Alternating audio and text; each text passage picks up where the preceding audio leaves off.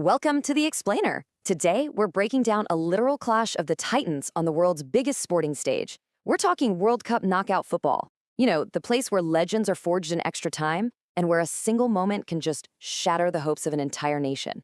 The stakes, they absolutely do not get higher than this. We're dissecting that dramatic, pulse-pounding encounter between England and Norway, a match that kept literally everyone on the absolute edge of their seats until the very last blast of the whistle. Let's get right into it. Okay, let's dive into this because the underlying story of this match is almost like a Shakespearean tragedy for one side. You've got Erling Haaland, arguably the most lethal, feared striker on the planet right now, carrying the immense weight of his nation's hopes squarely on his shoulders. But that massive World Cup dream, it came crashing down in the blink of an eye. And surprisingly, it wasn't necessarily because of some spectacular defensive masterclass against them, but rather how one singular, totally costly mistake flipped the entire tournament landscape. The final scoreline tells a story of pure grit, 2-1.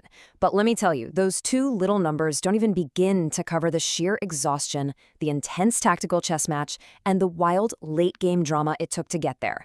It took 120 grueling minutes to finally separate these two determined sides. We're talking a gritty, hard-fought battle that pushed both squads to their absolute physical and mental limits. You know, knockout football is incredibly ruthless, and this really emphasizes the harsh duality of the sport. It's a game of absolute extremes. On one side, you've got immense triumph. Jude Bellingham putting the entire team on his back, playing the ultimate hero, and sending England straight through to the semifinals.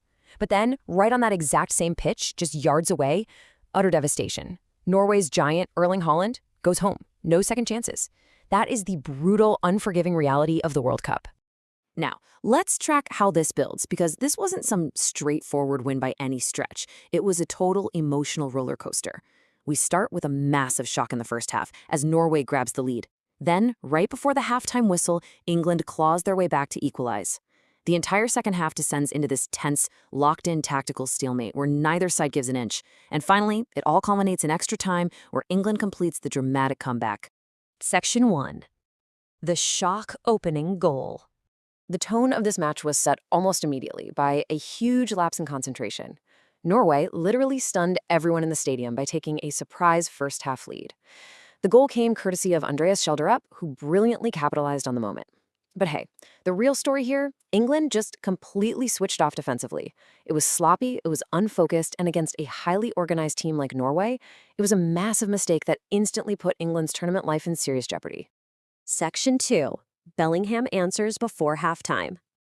Listen, when your team's back is totally against the wall, you need your stars to shine the brightest, right? And Jude Bellingham, he did exactly that. Just as that halftime whistle was looming, which, is a massive psychological danger zone for any trailing team, Bellingham stepped up. It's a true testament to his incredible poise at such a young age. His leadership and crucial finishing tied the game up, completely shifting the momentum back to neutral right before the break. Massive moment. Section 3. The second half tactical stalemate. And this brilliantly illustrates the tactical puzzle we watched unfold for the next 45 minutes. It was a classic clash of styles. England absolutely dominated possession, just holding onto the ball for ages, but they really lacked that final spark of creativity to break through. Up against them was Norway's flawless defensive setup. I mean, they were so disciplined, absorbing the pressure perfectly, while always looking super dangerous on the counterattack.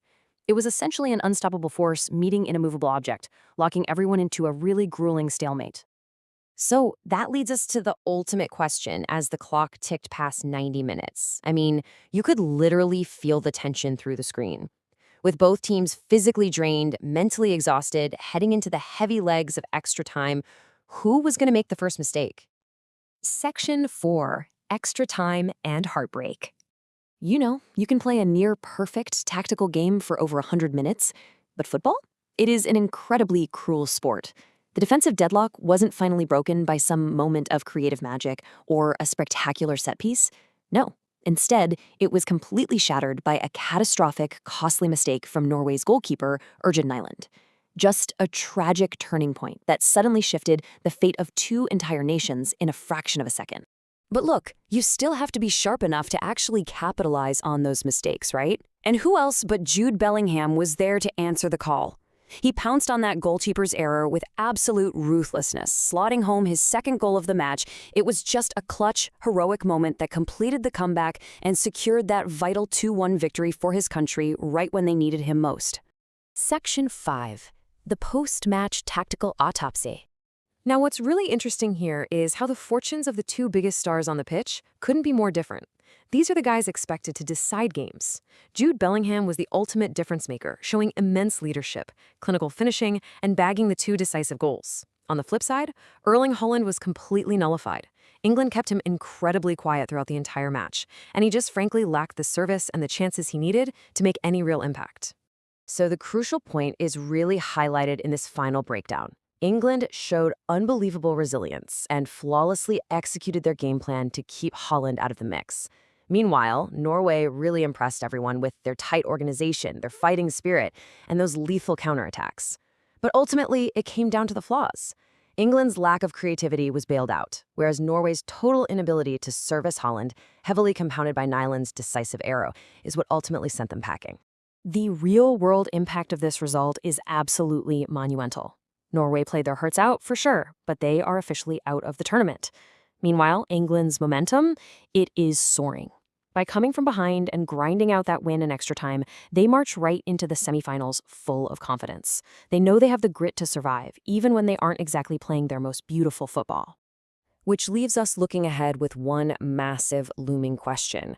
With their resilience absolutely proven, but their creativity and attack clearly lacking for long, frustrating stretches, can England actually go all the way and lift the trophy? It is the ultimate debate heading into the semifinals. Thank you so much for joining me for this explainer, and I'll catch you for the next breakdown.